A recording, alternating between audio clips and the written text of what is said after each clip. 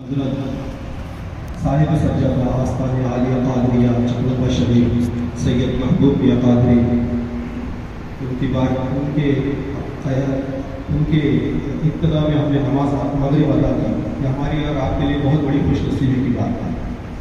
تو انشاءاللہ تبارک تعالیٰ اس جلسے کو جاری و ساری رکھتے ہوئے اللہ جو اپنے جلسے کا جو اگلی کڑی جو ہے وہ مختصر میں جو دینی ضروری مسائل جو ہے یہ جو ہم نے قریب 5-6 مہینے سے شروع کیے ہیں، 5-6 زبان سے، تو انشاءاللہ جو فرائض اور واجبات ہیں جو بہت ضروری مسئلے مسائل ہیں، ایسا 10-15 منٹ کا انشاءاللہ سیشن رہے گا جو ہمارے خلیفہ حضور شہزادے غوث اعظم حضرت مولانا عبدالمقتدر صاحب قادری یہ انشاءاللہ تبارک تعالیٰ ہمارے سامنے ایک سیشن لیں گے جو ضروری مسائل پہ پڑھائیں گے۔ تو میں انہیں بلانے جا رہا ہوں خلیفہ حضور شہزادے غوث اعظم حضرت مولانا عبدالمقتدر قادری صاحب۔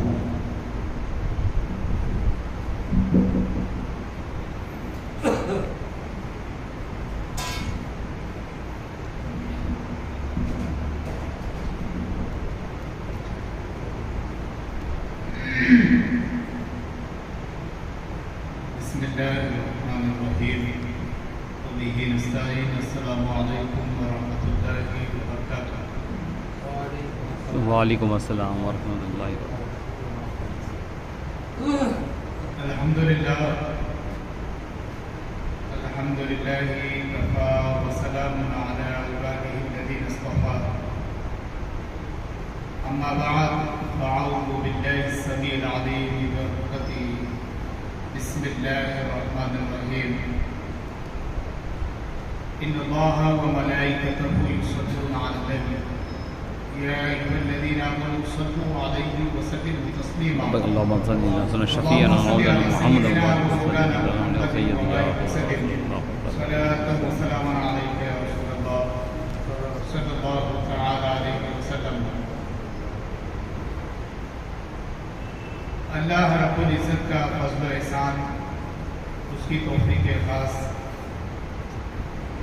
آج ہم شہزادہ غوث العالم کی قیادت میں تشریف رکھتے اور یہ مسائل کا درس ہے، جو ضرورت دین کی ہمیں سیکھنا ضروری ہے، ان مسائل کو پہلے سمجھنا ضروری ہے، سمجھنے کے ساتھ ساتھ ہم اس کو سیکھیں گے اور اس کے اوپر عمل کریں گے، اور ماشاءاللہ یہ پروگرامات میں نے رمضان سے پہلے ایک پروگرام میں میری حاضری ہوئی تھی اور بھائی کی دعوت پر میں نے اس کو نماز کے مسائل کے اوپر کچھ باتیں آپ لوگوں کے سامنے رکھا تھا۔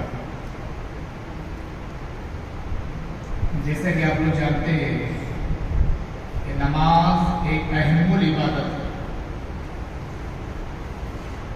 ہر مسلمان کے لیے، مرد و خواتین کے لیے نماز پڑھنا فرض ہے، عورتوں کو ایام میں دنوں کو چھوڑ کر۔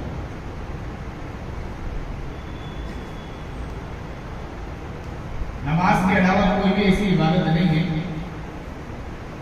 جو ہر مسلمان کے لیے پرٹیشن لاگو ہوتی ہے۔ جیسے مثال کے طور پر زکوٰۃ ہے، آدمی روز زکوٰۃ نہیں دیتا ہے، پوری سال میں ایک بار زکوٰۃ دینی ہے، وہ بھی مالی کے نصاب پر دینا ہے، 52.5 تولے چاندی اور 7.5 تولے چاند کے سونا جس کے پاس ہو، اس شخص کے اوپر زکوٰۃ ہوتی ہے بھائی۔ ہر آدمی زکوٰۃ نہیں دیتا ہے، اسی طریقے سے حج ہر آدمی کے لیے یہ بھی لاگو نہیں کہ وہ اس کے اوپر حج فرض ہو جاتا ہے، بلکہ اس کے لیے یہ کنڈیشن لاگو ہے شریعت کی طرف سے کہ آنے اور جانے کا خرچ وہ اٹھا سکے، وہاں رہنے کا خرچ اٹھا سکے، گھر میں بھی کھانا پانی چل سکے۔ یہ نہیں ہونا چاہیے کہ ہم حج پہ چلے گئے اور گھر والے بھوکے مر رہے، اب حج کی شرط اس کے لیے لاگو نہیں ہوتی، فرض نہیں ہوتا۔ آنے جانے کا خرچ ساری چیزیں اس کے پاس میسر ہوتا، ویسے ہی مسلمان کے اوپر حج فرض ہوتا ہے. اسی طریقے سے روزے ہر مسلمان کا فرض ہے، لیکن اگر کوئی مسلمان رمضان کے دنوں میں سفر کر رہا ہے تو اسے شریعت نے چھوٹ دی. کوئی شخص بیمار ہے اس کے لیے چھوٹ ہے، لیکن نماز کا مسئلہ ایسا اہم ہے کہ یہاں پر کنڈیشن لاگو کر دی گئی ہے، چاہے کوئی بھی ہو. ابھی یہاں پر وہ سسٹم نہیں ہے پیسے ہو تو زکات دے، پیسے ہو تو حج کرے، پیسے ہو تو قربانی کرے گا. ٹھیک ہے، اب یہاں پر وہ سسٹم نہیں ہے. یہاں پر چاہے پیسے ہو یا نہ ہو، ہر کسی کو نماز کے لیے آنا ضروری ہے. اور وہ بھی نہیں ہے دوسروں کی طرح کہ مالدار ہو تو الگ لائن میں آئے گا، مڈل کلاس ہو تو الگ لائن میں آئے گا، غریب ہو تو الگ لائن میں آئے گا عبادت گاہ میں. ایسا نہیں ہم لوگوں کے یہاں ایک ہی صف میں کھڑے ہو گئے محمود و ایاز، نہ کوئی بندہ رہا نہ بندہ نواز. تو نماز اہم العبادات ہے، اس کے ہر مسائل کو سیکھنا ہمارے لیے ضروری ہے. ہم دیکھتے ہیں کہ نماز میں تعدیل ارکان کا جو ادا کرنے کے بارے میں آیا کہ ٹھہر ٹھہر کر ہر رکن کو ادا کرنا ہے. ابھی ہم دیکھتے کیا ہے، امام صاحب رکوع میں چلے گئے تو فوراً ہم بھاگتے بھاگتے ہوئے سب کے اندر آ رہے ہیں، رکوع میں سجدے میں جا رہے ہیں، رکوع میں جا رہے ہیں. امام صاحب رکوع سے اٹھ رہے اور ہم رکعت مار کے رکوع میں جا رہے ہیں، تو رکوع بھی نہیں ہوا اور رکعت بھی نہیں ہوئی. ہم لوگوں کو ہماری رکعت جو چھوٹ گئی، قیام چھوٹا. قیام فرض ہے، قیام کرنا کیا ہے؟ نماز کے حالت میں فرض ہے، اور اس کا چھوٹ گیا. اب رکوع میں ہم گئے تو امام صاحب رکوع سے اٹھ گئے اور ہم آ کر شامل ہو رہے تو ہمیں رکوع بھی تو نہیں ملا رکوع نہیں ملا، ایک تسبیح بھی نہیں ملی ہماری. تو ہمارے لیے ضروری ہے کہ جب ہم امام کے نماز مکمل کرنے کے بعد اس رکعت کو ہم مکمل کریں. لیکن اب ہوتا کیا ہے، لوگ اسی کے ساتھ ہماری نماز امام کے ساتھ سلام پھیر دیتے اور رکعت پوری ہو جاتی ہے سمجھتے. لیکن جو اس کا جو رکن ہے، رکوع بھی چھوٹ گیا اور قیام بھی چھوٹ گیا. تو جب قیام چھوٹ گیا، رکوع چھوٹ گیا تو پھر رکعت کہاں ہے؟ اس کے لیے یہ بہت اہم مسائل ہے جو میں آپ کے سامنے رکھ رہا ہوں. اسی طریقے سے اب ایک آدمی رکوع میں چلے گئے اور رکوع سے اٹھنے کے بعد سمیع اللہ لمن حمدہ بولنا ہے، ربنا لک الحمد کہنا ہے، آرام سے کھڑے ہونا ہے. حکم آیا حدیث میں کہ ہم جو ہے رکوع سے اٹھنے کے بعد پورے اسٹریٹ ایک دم کھڑے ہو جائیں. ایسا نہیں ہونا چاہیے کہ آدھا رکوع میں اور فوراً ہم سجدے میں چلے گئے. تو جلسہ اسے کہتے ہیں. کیا کہتے ہیں اس کو عربی میں؟ جلسہ. کہ قوما کہتے ہیں، قوما. رکوع سے کھڑے ہونے کے بعد جو اسٹیپ آتا ہے اس کو کیا کہتے ہیں؟ قوما. اور اس کے رکنا ہمارے لیے ضروری ہے، کمپلسری ہے، واجب ہے. ہر رکن کو ادا کرنا واجب ہے. واجب کا مطلب ہے کہ آرام سے ہم کھڑے رہے رکوع سے اٹھنے کے بعد. یہ نہیں ہونا چاہیے کہ ہم فوراً رکوع سے اٹھے اور آدھے رکوع میں اٹھنے کے بعد فوراً سجدے میں چلے گئے. تو یہ رکوع سے اٹھنا نہ رہا. اسی لیے کہا ہے کہ نماز میں سستی اور کاہلی نہیں ہونا چاہیے. تو آرام سے اٹھنے کے بعد قوم رکوع سے اٹھنے کے بعد آرام سے ہم کھڑے رہے. پوری ہڈیاں ہماری سیف ہونی چاہیے. اور نماز ایک طریقے کی ایکسرسائز بھی ہے. جو ہمارا موو ہوتا ہے نماز کے اندر، ہماری ساری جو باڈی کا اسٹرکچر، ساری چیزیں ہماری وضو کے اندر اور نماز کے اندر پورے بدن کے جو ہمارے پورے اعضاء اور پورے نسیں اس کی کھل جاتی ہیں. کوئی اور ایسا موقع ہمیں دن بھر میں نہیں ملتا ہے. دیکھیے نا کتنا اچھا سسٹم اسلام نے عطا کیا، رسول اللہ نے عطا کیا. ہم کلی کر رہے ہیں، ناک میں 5 وقت پانی ڈال رہے ہیں، پورا چہرہ 5 وقت دھو رہے ہیں، آرام سے ہاتھ دھو رہے ہیں، پیر دھو رہے ہیں. یہ سسٹم کوئی اور جگہ پر نہیں ہے. اس کے ساتھ ساتھ نماز کا جو حکم آیا اسی لیے آیا کہ ہم اس کو آرام آرام سے ادا کریں. اب وہی طریقہ. اب رکوع سے اٹھنے کے بعد ہم سجدے میں جاتے ہیں. سجدے میں جانے کے بعد یہی حکم ہے کہ جب پہلا سجدہ ہم کر چکے ہمیں آرام سے بیٹھنا ہے. اسے جلسہ کہتے ہیں. اب ہم بعض لوگوں کو دیکھتے ہیں کہ ابھی سجدے میں بیٹھے بھی نہیں پوری طریقے سے، فوراً دوسرے سجدے کے لیے ہم چلے جاتے ہیں. تو یہ رکن ہم سے چھوٹ رہا ہے، اور اس کے چھوٹنے کی وجہ سے ہماری جو باڈی جو پین ہوتا ہے، ہمیں درد ہوتا ہے، وہ اسی لیے ہوتا ہے کہ ہم اپنے باڈی کو صحیح طریقے سے نماز کی حالت میں رکھتے نہیں. تو جلسے سے اٹھنے ایک سجدے کے بعد جب ہم بیٹھتے تو آرام سے ہمیں بیٹھنا ہے. یہاں تک کہ حکم آیا نفل کے حوالے سے کہ سبحان اللہ کم سے کم ایک بار ایک آدمی بول دے اس وقت، اتنی دیر تک ہمیں بیٹھنا ہے.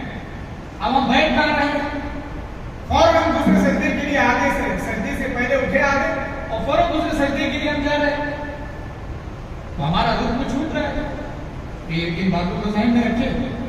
اس کے علاوہ جب ہم سجدے میں جاتے ہیں تو ہماری انگلیوں کا، پیر کی انگلیوں کا پورا پیٹ کی طرف سے اس کی موڑنا ضروری ہے، واجب ہے. یہاں تک کہ فقہاء اکرام نے فرمایا کم سے کم 3 انگلیوں کا لگنا ہمارے لیے ضروری ہے، واجب ہے. اور ہم دیکھتے کیا ہے، ہم ایسے اس طریقے سے انگلیاں رکھتے ہیں ہماری اسٹریٹ ایک دم، بلکہ ایسے ہونا چاہیے، کوئی فورڈ ہونا چاہیے قبلہ رخ. تو ہم سجدے میں کیا کرتے، پیر ہمارے سیدھے ایک دم اسٹریٹ ہوتے ہیں، انگلیاں کھڑے کرتے ہیں. بعض لوگ سیدھا کرتے بھی ہے، میں یہ نہیں کہہ رہا ہوں کہ سب لوگ یہ ایسا کرتے. کچھ لوگ جن لوگوں نے سیکھی نماز پریکٹیکلی طور پر، تو ان لوگوں کی جو انگلیاں ہوتی ہیں وہ برابر قبلے کی طرف ہوتی ہے. لیکن بعض لوگوں کا عالم یہ ہوتا ہے کہ وہ ایک دم اسٹریٹ رکھتے ہیں انگلیوں کو. ہاں اگر کسی کو تکلیف ہے، بیماری ہے، کسی کے پیر میں راڈ پانا ہوا ہے اب وہ فولڈ نہیں کر سکتا، اس کے لیے چھوٹ دی ہے شریعت میں. کیوں کہ بھائی اس کو تکلیف ہے، بیمار ہے وہ، پھر بھی وہ اللہ کی عبادت کرنے کے لیے آیا، اللہ نے اس کے اوپر رحم کیا کہ تو میری عبادت کے لیے تو آ، کم سے کم چھوٹ میری طرف سے ملی ہی نہیں، تو چھوٹ دی ہے اللہ تبارک و تعالیٰ نے. لیکن جو لوگ اچھے تندرست ہیں، گوارا ہیں، ان لوگوں کو چاہیے اپنے پیر کی انگلیوں کو فولڈ کر کے رکھیں. قبلے کی طرف ہمارا انگلیوں کا رخ ہونا چاہیے. جس طریقے سے ہم نیت کرتے ہیں کہ رخ میرا کعبہ شریف کی طرف، منہ میرا کعبہ شریف کی طرف، تو ہمارا پورا ڈائریکشن قبلے کی طرف ہونا چاہیے ہر معاملے میں، ہر طریقے سے. تبھی تو ہم قبلے کی طرف رخ کر کے نماز پڑھیں گے. تو انگلیوں بھی ہمارے انگلیوں کا جو ڈائریکشن ہے وہ کعبے کی طرف ہونا چاہیے، قبلے کی طرف. نماز کا اہم مسئلہ ہے. اسی طریقے سے واجبات نماز بہت اہم مسائل ہے، اس کا سیکھنا ہر مسلمان کے لیے ضروری ہے. مثال کے طور پر میں نماز پڑھا رہا تھا اور میں نے پہلے علم ترا کی سورہ پڑھا، سورہ علم ترا کوئی فقال رسول اللہ اصحاب کے، اور بعد میں سورہ فاتحہ پڑھا الحمدللہ رب العالمین. تو یہ ترتیب الٹی ہو گئی، اب نماز نہیں چلے گی. کیوں؟ کیونکہ سورہ فاتحہ کا سورت سے پڑھنا کو پہلے پڑھنا واجب ہے. سورہ فاتحہ کا ہر سورت سے پہلے پڑھنا ہر رکعت میں واجب ہے، اور واجب کے چھوٹنے پر سجدے سے واجب ہو جاتا ہے. سمجھ میں آئی بات؟ ایک مثال میں نے رکھ دیا. دوسری مثال التحیات کا پڑھنا، ہر لفظ کا پڑھنا واجب ہے. تشہد التحیات للہ والصلوات والطیبات السلام علیک ایھا النبی ورحمۃ اللہ وبرکاتہ، السلام علینا وعلی عباد اللہ الصالحین، اشہد ان لا الہ الا اللہ واشہد ان محمدا عبدہ ورسولہ. اس کے ہر لفظ کا پڑھنا واجب ہے. کسی نے جلدی میں 5 میں 2-3 لفظ چھوڑ دیا. مثال کے طور پر التحیات للہ والصلوات والطیبات السلام علینا وعلی عباد اللہ الصالحین پڑھ دیا، بیچ میں کا چھوڑ دیا السلام علیکہ ایھا النبی ورحمۃ اللہ وبرکاتہ، یہ چھوڑ دیا. تو اس وقت اگر نماز کی حالت میں یاد آ رہا ہے اس کو دہرانا واجب ضروری واجب ہے. اور اگر نماز کے بعد ذہن میں آیا تو میں نماز میں التحیات تو پڑھ رہا تھا لیکن السلام علیکہ ایھا النبی ورحمۃ اللہ وبرکاتہ چھوڑ دیا، میں نے دوسرا والا پڑھا سلام السلام علیکم وعلی عباد اللہ الصالحین پڑھ دیا. تو ہر لفظ کا پڑھنا واجب ہے التحیات کے. ابھی 3 سینٹنس چھوٹ گئے 3 جملے چھوٹ گئے تو 3 جملے چھوٹنے کی وجہ سے سجدے سے واجب ہو جاتا، وہ بھی کب؟ نماز کی حالت میں تب. اور اگر نہیں معلوم ہے، بات نہیں یاد آ رہا ہے، تب نماز میں دہرانا ضروری ہو. تو یہ مسائل کو سیکھنا ضروری ہے. کیوں؟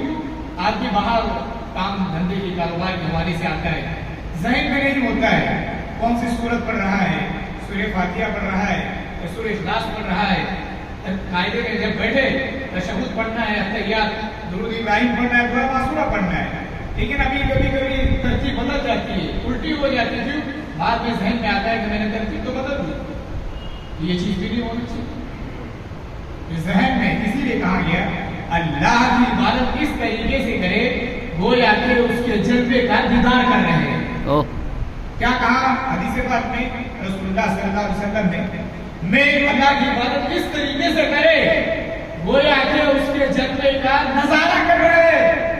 اور اگر ہمارے اندر یہ کیپیسٹی نہیں ہے، یہ طاقت نہیں ہے، یہ قوت نہیں ہے، تو یہ ہونا چاہیے. ہم تو نہیں دیکھ سکتے، لیکن وہ تو حکم الحاکمین دیکھ رہا ہے کہ ہم سے رکوع قاعدہ تو نہیں چھوٹ رہا ہے، قیام تو نہیں چھوٹ رہا ہے، رکوع تو نہیں چھوٹ رہا ہے، سجدے تو نہیں چھوٹ رہے ہیں. کسی نے اگر بائی چانس 2 سجدے کرنا رکعت میں واجب ہے، 2 رکعت میں، ہر رکعت میں 2 سجدے کرنا واجب ہے.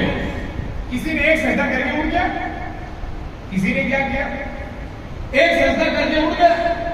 اب 2 سجدے کرنا واجب تھا، کمپلسری تھا، ضروری تھا، لیکن ہوا کیا؟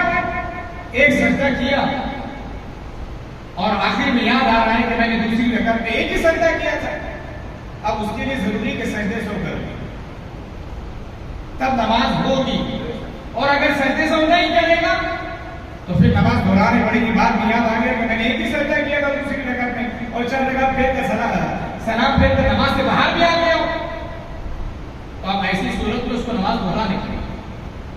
تو اس کے لیے ضروری کہ ہر رکعت میں 2 سجدے کرنا واجب ہے. اور ایک سجدے کو دوسرے سجدے کے بعد فوراً کرنا ضروری ہے، واجب ہے. اس میں تاخیر بھی نہیں کرنا ہے بہت زیادہ. تو یہ ساری باتیں ہیں اور ان باتوں پہ ہم کو عمل کرنا ضروری ہے. واجبات نماز کا سیکھنا ہمارے لیے ضروری ہے. کیوں؟ آج ہر مسلمان ہر چیز سیکھ رہا ہے. اینڈرائڈ موبائل 50,000 ہم چلاتے ہیں، لیکن 5 وقت کسی عالم کے پاس بیٹھ کے ہم نماز کی ترتیب پریکٹیکلی ہم سیکھتے نہیں. ان مسائل کو اگر ہم سیکھیں گے، ہمارے اندر یہ قوت پیدا ہوگی کہ ہم خود مسجد میں کھڑے ہوں گے. پہلے زمانے میں کیا امام ملتے تھے؟ ایسے مدرسے تھوڑی تھے کچھ. بہت کئی ڈھونڈنے کے بعد ایک مدرسہ ملتا تھا کہ بھائی مدرسے میں آئے کوئی عالم بازی پڑھانے والے. ورنہ ہم لوگ کے جیسے لوگ آیا کرتے تھے، ان لوگوں کو پیچھے آپ لوگوں کے جیسے لوگ آج بیٹھے ہیں، اسی طریقے سے اس زمانے میں بھی لوگ آتے ہیں. جس طریقے سے نبی صاحب کر رہے ہیں اس طریقے سے ہم بھی کریں گے.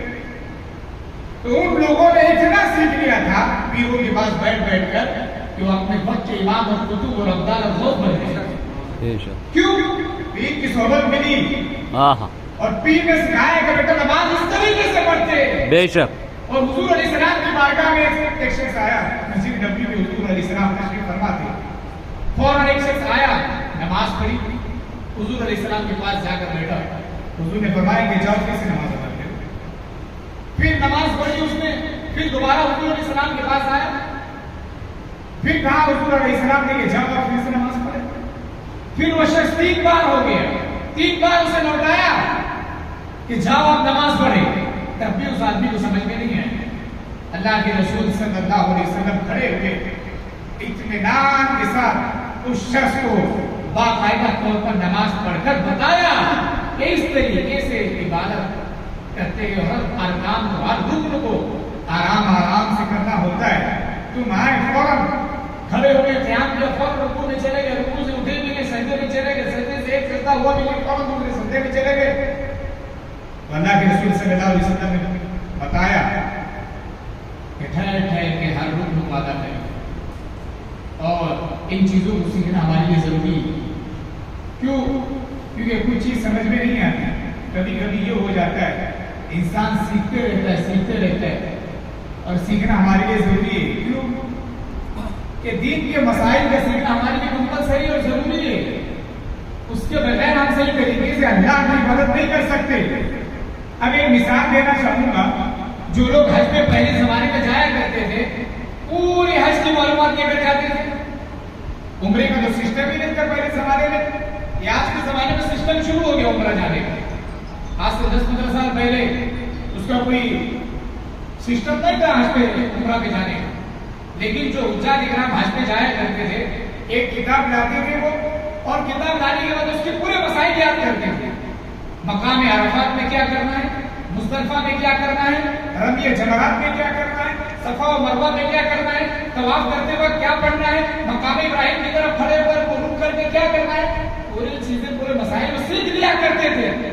اسی طریقے سے ہم لوگوں کو بھی چاہیے کہ ہم ہر نماز کے ہر مسائل کا ذکر ہمارے لیے ضروری ہے. سنت اور مستحبات کو بھی سیکھنا ضروری ہے. صرف واجبات فرائض اسی کو ہمیں دیکھنا نہیں ہے. ایک اور بات بولوں کہ ختم کر دوں. عشاء کی نماز ہم لوگ پڑھتے ہیں تو اس کے اندر ہم 3 رکعت واجب ہے اور اس میں دعائیں قنوت ہمیں تیسری رکعت میں پڑھنا رہتا ہے. تو ٹھیک اس کا بھی ویسے ہی مسئلہ ہے جو میں نے بھی تشہد کے بارے میں بتایا تحیات کی کہ دعائیں قنوت کے ہر لفظ کا پڑھنا واجب ہے. تحیات کے ہر لفظ کا پڑھنا واجب ہے. اسی طریقے سے دعائیں قنوت کے ہر لفظ کا پڑھنا بھی واجب ہے. اب اس میں ایک چیز ہو جاتی ہے کہ ہم تیسری رکعت میں اکثر کیا ہوتا ہے اللہ اکبر بول کے ہمیں ہاتھ باندھنا رہتا ہے, پھر ہم دعائیں قنوت پڑھتے ہیں. تو بعض دفعہ کیا ہوتا ہے بعض لوگ اللہ اکبر بولنا چھوڑ دیتے, ڈائریکٹ دعائیں قنوت پڑھتے. یا کچھ لوگ تو دعائیں قنوت بھی نہیں پڑھتے, ڈائریکٹ کسی رکعت میں رکوع میں چلے جاتے ہیں. اب ایک انسان کسی رکعت نماز پڑھ رہا ہے فطر کی, دعائیں قنوت پڑھنا بھول گیا, چھوٹ گیا. اب دعائیں قنوت پڑھنا واجب تھا لیکن ابھی چھوٹ گیا, رکوع میں چلا گیا. اب رکوع سے اٹھنے کے بعد پڑھنے کا حکم ہے, لیکن اگر رکوع کے اٹھنے کے بعد نہیں پڑھ سکا اس کے لیے سجدے سہو کرنا واجب ہے. اور اگر سجدے سہو کرنا بھول گیا تو نماز ہی نہیں. تو یہ مسئلہ. اور پھر ایک اور بات, جن لوگوں کو دعائیں قنوت یاد نہیں ان لوگوں کے حوالے سے ہے جو ربنا آتنا فی الدنیا حسنہ اور پھر آخرت میں حسنۃ وقنا عذاب النار پڑھے 3 بار. وہ بھی کب تک مہلت دی گئی ہے دعائیں قنوت کی یاد کرنے تک. جب تک مہینے میں 15 دن میں ہمیں یاد نہیں ہوتا دعائیں قنوت, اس وقت تک کی مہلت دی گئی ہے. ابھی بات کو کیا مہلت دی گئی ہے, چھوٹ بھی نہیں ہے. ہمیں دعائیں قنوت پڑھتے نہیں آتا مولانا, کیا کرتے کہاں ربنا آتنا پڑھتے ہیں. ٹھیک ہے بھائی پڑھنا ہے لیکن وہ چھوٹ دی گئی ہے, تمہیں مہلت دی گئی ہے. کیوں کہ تم ان دنوں کے اندر دعائیں قنوت کو پکا یاد کرتے پختہ. 1 مہینے کے لیے 15 دن کے لیے چھوٹ دی گئی ہے اور بہانے والا تو ہمیں یاد نہیں ہوتا. ایسی کوئی چیز ہے ہی جو یاد نہیں ہوتی. اور آج کے زمانے میں تو مسلمان تو بہانہ بنا ہی نہیں سکتا. پہلے بہانہ بنا سکتے تھے, کیوں ہمیں عربی نہیں آتی, ہمیں اردو نہیں آتی. ابھی تو ہر لینگویج آ چکی ہے اور یوٹیوب تو سب سے بڑا ہتھیار ہے ہمارے پاس. تو اس پہ سن بھی سکتے ہیں. جس کو ہندی لینگویج آتی ہے وہ ہندی لینگویج میں پڑھ سکتا ہے, جس کو عربی لینگویج میں آتی ہے وہ عربی لینگویج میں پڑھ سکتا ہے, جس کو ملیالم آتی ہے وہ ملیالم میں پڑھ سکتا ہے, جس کو تمل میں آتی ہے وہ تمل میں پڑھ سکتا ہے. پڑھے لیکن یاد کرے. یاد کرنے کے لیے چھوٹ دی گئی ہے. ربنا آتنا کس لیے چھوٹ دی گئی, مہلت دی گئی 10-15 دن, 1 مہینہ, 2 مہینے زیادہ سے زیادہ. ایک لفظ ہے, 2 لفظ اگر روز انسان یاد کرے اللہم انا نستعینک, آرام سے 2 مہینے کے اندر آرام سے یاد ہو جائے گا. اور اگر کوئی جوان ہے ینگ ہے وہ تو 10-15 دن 8 دن بہت ہو گئے. تو ہم لوگوں کو چاہیے کہ اللہ رب العزت کہنے سننے سے زیادہ عمل کی توفیق عطا فرمائے. آمین. اور جو مسائل یہاں بیان ہوئے ان باتوں کو دوسروں تک بھی پہنچائے. کیوں ہم اپنے گھروں میں جا کر اسلامی معاشرے کو کیسے بنائیں گے, اپنی بیوی کو, اپنے بچوں کو, اپنی والدین کو ان مسائل کو بتائے. آج مولانا نے یہ مسائل بتائے, تمہیں آتے نہیں آتے تو سیکھ لیں. تبلیغ کا سسٹم ہی یہی ہے اسلام کے. وہ سسٹم نہیں ہے کہ بڑے بڑے پروگرامات کرے, وہ اسلام کا سسٹم نہیں ہے. وہ یہ سسٹم ہے اسلام کی تبلیغ کا. ایک گھر سے دوسری گھر کو جوڑیے, ایک گلی سے دوسری گلی کو جوڑے.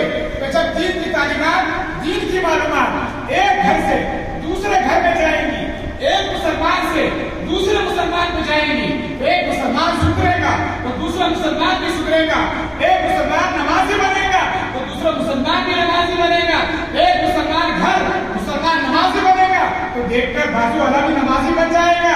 کیوں کہ دیکھو فلاں نمازی ہے، پانچوں ٹائم کی نماز پڑھتے، ہم لوگوں کو بھی چاہیے کہ ہم اپنے گھروں میں نمازوں کا احترام کریں۔ تو کب ہوگا؟ جب ان باتوں کو ہم دوسروں تک پہنچائیں گے۔ اب یہ جو سب بیٹھے ہوئے یہ نہیں تک رہتے، باہر جانے کے بعد ساری باتیں نکل جاتی ہیں ذہن سے۔ ایک بات لے کر جائے تو یقیناً اور اس بات کے اوپر عمل کرے تو وہ ہمارے لیے کامیابی کی ضمانت ہے۔ وآخر دعوانا الحمدللہ رب العالمین۔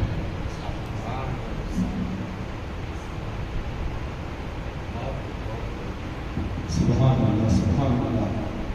خلیفہ رسول شہزادہ سے آزاد بہت ہی پیارے انداز میں، بہت ہی آسان لفظوں میں، بالکل آسان زبان میں ہمیں بہت کچھ سیکھنے ملا کہ نماز کس طریقے سے ادا کی جائے، کون سی غلطیاں جو ہم سے ہوتی ہے وہ نہیں ہونا چاہیے، جس سے نماز نہیں ہوتی واجبات چھوٹ جانے سے۔ تو انشاءاللہ تعالیٰ یہ سب چیزیں ہم لوگ یاد رکھنے کی پوری کوشش کریں، بلکہ سیکھنا چاہیے، فرض واجب ہے، واجب کا سیکھنا بھی واجب ہے، فرض کا سیکھنا بھی فرض ہے۔ علم دین سیکھنا فرض ہے تو کون سا علم دین؟ جو فرائض ہے اس کا سیکھنا فرض ہے، جو واجبات ہے اس کا سیکھنا واجب ہے، جو سنت ہے اس کا سیکھنا سنت ہے۔ تو الحمدللہ بہت ہی پیارے انداز میں، بہت اچھے انداز میں گئی، انشاءاللہ بہت کچھ سیکھنے ملا۔ اور اس کے بعد میں مختصر سے ایک نعت شریف انشاءاللہ تعالیٰ جس میں منتخب بھی ہو، نعت بھی ہو، ایسے انشاءاللہ پڑھی جائے گی۔ اس کے بعد میں